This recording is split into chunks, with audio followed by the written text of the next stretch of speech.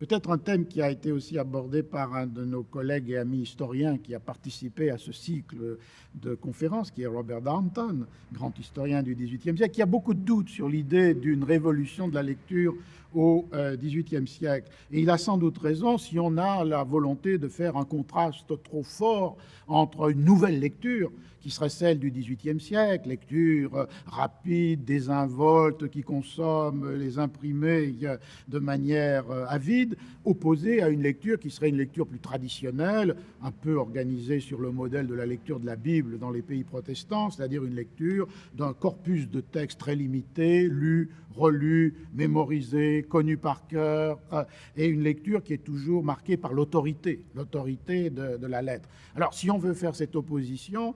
elle ne fonctionne pas, parce qu'à l'âge de la Renaissance, il y a des lecteurs humanistes qui lisent de multiples textes, qui comparent les textes les uns avec les autres, qui sont toujours à la recherche de nouveaux matériaux pour leur réflexion. On peut penser à Erasme, aux humanistes italiens, et inversement, et vous avez cité Diderot, au XVIIIe siècle, autour du roman, on voit se cristalliser une pratique de lecture qui paraîtrait particulièrement archaïque, puisque c'est une lecture où on lit le roman, on le relit, comme si on l'avait toujours lu. Les lecteurs entrent dans le texte entre dans les lecteurs, ils en connaissent des fragments par cœur, ils les lisent ensemble, ils les lisent à haute voix. Donc on voit très bien qu'il y a une pluralité des pratiques de lecture à tout moment pour chaque société. Ce qui reste vrai à mon sens, et qui peut-être serait là une différence avec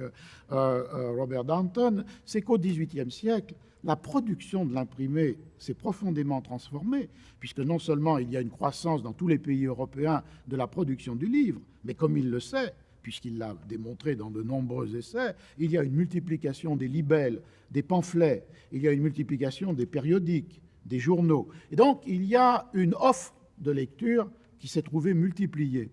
Et d'autre part, la possibilité d'accès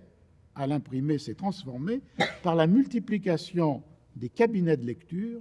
ou des librairies de prêt dans lesquelles on peut lire sans acheter. C'est-à-dire que l'on souscrit et à partir de là, on peut disposer pour sa lecture d'ouvrages, par exemple les encyclopédies, les dictionnaires, les grandes collections que beaucoup de lecteurs seraient incapables d'acheter économiquement, mais dont l'accès est rendu possible par ces lieux où on lit sans acheter, les uns directement liés à des libraires qui ouvrent